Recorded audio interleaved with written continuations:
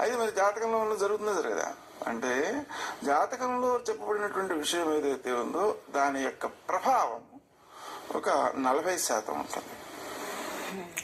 ఒక 60%లో 30% ఆధ్యాత్మిక శక్తి వల్ల ఏర్పడే బలం అవుతుంది. మరో 30% లౌకిక ప్రయత్నం వల్ల బలపడే శాతం అవుతుంది.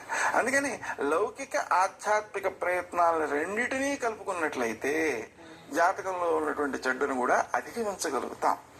కాబట్టి ఇక్కడ చెడ్డ అనేటువంటి దాన్ని చెప్పడం వలన ప్రయోజనం లేదు. మంచిని చెప్పు, ప్రోత్సహించు, వాడిని మంచి మార్గంలో పెట్టు.